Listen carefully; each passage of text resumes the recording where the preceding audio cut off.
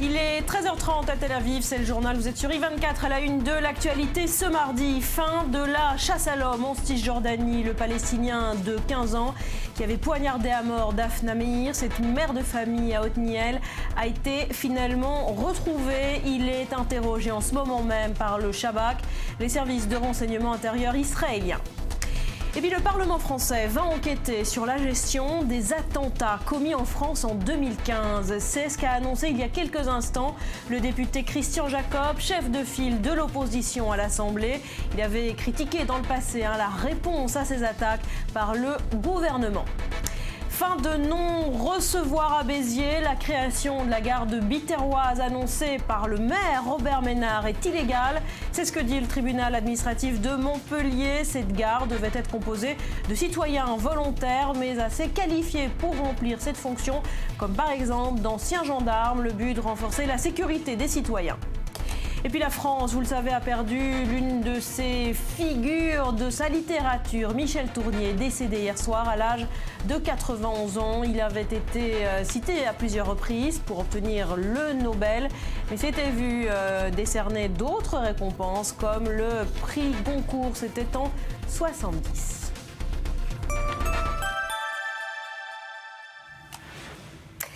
C'est sur le site internet des Eagles que l'on a appris le décès de Glenn Frey. Après s'être battu pendant plusieurs semaines, le chanteur a succombé à des complications d'une polyarthrite rhumatoire et d'une pneumonie. Regardez.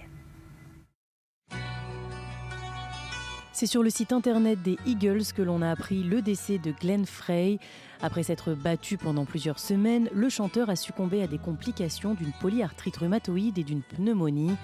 Don Henley, Bernie Lydon et Randy Messner, les autres membres du groupe, se sont déclarés en état de choc et profondément tristes. Né le 6 novembre 1948 à Détroit, Glenn Frey cofonde le groupe Eagles au début des années 70. Leur premier album en 1972 est un succès, mais c'est en 1976 que le groupe s'impose vraiment avec leur album Hotel California, notamment grâce à leur chanson éponyme. Le titre se vend à 1,5 million d'exemplaires et plus de 20 millions de copies de l'album sont écoulées dans le monde. Il remporte également le Grammy Award du disque de l'année et sera désigné 37e meilleur album de tous les temps par le magazine Rolling Stone. Après des disputes incessantes, Glenn Frey quitte le groupe et se lance dans une carrière solo. On se souvient notamment de son tube The Heat Is On, qui figure sur la bande originale du flic de Beverly Hills. Il fait également quelques apparitions sur le petit écran et au cinéma. En 1994, les Eagles se retrouvent. Glenn Frey participe à plusieurs tournées en compagnie de ses anciens collègues. En 2013, un documentaire sur le groupe est diffusé sur la chaîne américaine Showtime. Le dernier concert du groupe a lieu en juillet dernier, en Louisiane. En raison des problèmes de santé du guitariste, le groupe ne se présentera pas au Kennedy Center pour recevoir une récompense couronnant leur carrière artistique. L'annonce de sa mort a évidemment choqué ses fans, mais aussi de nombreuses personnalités. Beaucoup se sont exprimés sur les réseaux sociaux. Un dernier hommage rendu à ce musicien de talent. Allez, on parle série télé à présent. Netflix a dévoilé la bande-annonce de sa première série 100% française. Ça s'appelle Marseille. C'est une intrigue politique au cœur de la cité phocéenne. On regarde à quoi ça ressemble.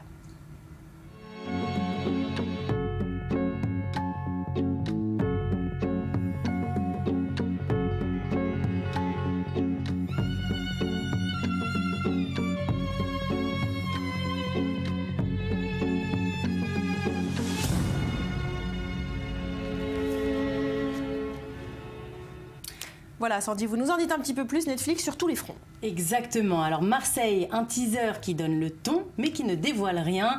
Musique angoissante, slogan efficace et symbolique, liberté, égalité, rivalité.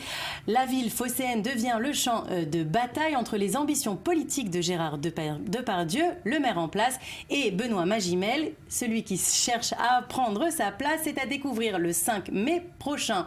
Mais en attendant, le lancement des nouveautés est prévu le 11 février avec Love, une comédie de Judd Apatow qui revient à ses premiers amours, avec cette comédie sentimentale décalée. Je vous laisse découvrir.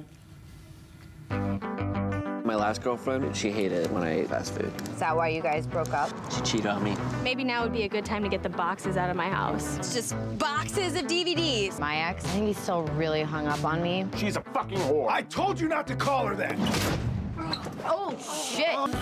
Nobody ever just pulls you aside and goes, hey, just so you know, relationships are fucking bullshit. I just think we're two nice people who gave it our best shot. Anyway, I'm into choppy guys. I just keep believing in this fucking lie that a relationship evolves and gets better. Where do these lies come from? Fucking movies. Pretty Woman.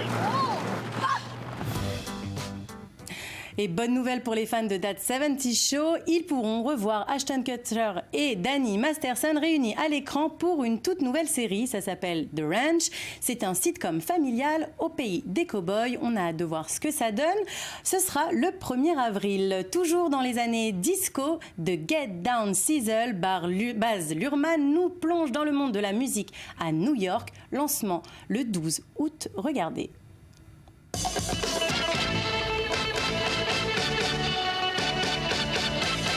Thy voice shall only be lifted to the glory of God.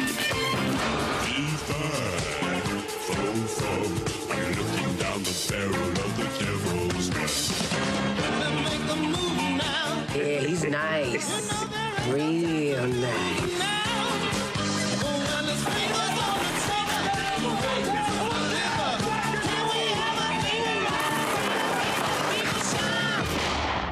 She wants to sing, and you're suffocating her. I want to get out of the Bronx. We'll laugh and I'll tell you the story of love and how it is and the happiness in it, baby. Enfin, pour finir, mon petit coup de cœur, le comeback de La Fête à la Maison. D'accord, ce n'est pas nouveau, mais c'est quand même une suite de la série des années 80 qui se concentrera sur le personnage de Digi Tanner, la fille de Danny. Voilà, qui doit déjà être une maman grande femme, avec voilà, ses problèmes, exactement. Merci beaucoup. Sandy, on finit par... Tout de suite avec les problèmes. Ouais, bon. Non, mais c'est À chacun ses problèmes. Allez, on finit par l'actu ciné du jour. Laetitia, l'équipe du Revenant était hier soir au Grand Rex. Tout à fait, un vent hollywoodien soufflait dans les rues de Paris, plus précisément au Grand Rex sur les grands boulevards. Le réalisateur Alejandro González Iñárritu était accompagné de Leonardo DiCaprio. Ils étaient de passage à Paris en poursuivant leur tournée européenne pour présenter le nouveau film hyper réaliste du Mexicain, à qui l'on doit notamment Babel, Beautiful et surtout Birdman, Oscar du meilleur film l'année dernière. Alors sans doute le rôle le plus dur de la carrière de DiCaprio, qui a dû manger du foie de bison cru, qui a dû se baigner dans des eaux glacées, mais il n'a pas l'air si traumatisé que ça. Écoutez-le. Being submerged in these elements, rehearsing all day long and shooting only in natural light, and very distant, beautiful locations. I've never been a part of a film like this ever in my life, and even in the hardest times for us as actors, where we were freezing and hungry and exhausted, there was still like this excitement amongst all of us that we knew at the end of the day we were going to create something special. It's a great piece of art that I'm a part of. Quant au réalisateur Alejandro Iñárritu, eh bien lorsqu'on lui pose la question de savoir comment s'est déroulé ce tournage, il répond difficult, challenging, but we succeed, I guess. I hope we survive. Voilà, et pour les amateurs de révélations croustillantes dont vous faites partie, Barbara, eh bien, vous êtes restés sur votre faim, puisque Leonardo DiCaprio était plus intéressé par la condition humaine que par sa participation aux Oscars. Il n'a absolument pas commenté sa nomination. Il a plutôt préféré dénoncer les méfaits des grandes puissances capitalistes sur les petites tribus, plutôt que de réaliser des pronostics. Il trouve, lui, que le monde est pire aujourd'hui qu'il l'était et que les tribus sont assaillies par des entreprises, par des gens sans respect pour la nature et qui empoisonnent les rivières. Bref, Leonardo DiCaprio n'est pas seulement un excellent acteur, c'est aussi un grand monsieur qui n'a jamais arrêté d'utiliser sa notoriété pour se battre contre ce qui le révolte et ce qui devrait tous nous révolter d'ailleurs. Absolument. C'est pas ce qu'il y a de plus dramatique ou non, hein, Leonardo DiCaprio aux Oscars. Merci. On est d'accord avec lui. Merci beaucoup, Laetitia. C'est la fin de cette édition. Merci à vous de l'avoir suivi. Restez sur i24, beaucoup d'autres infos à venir. Je vous souhaite de passer une très belle journée. Je vous dis à demain et surtout, n'oubliez pas, portez-vous bien.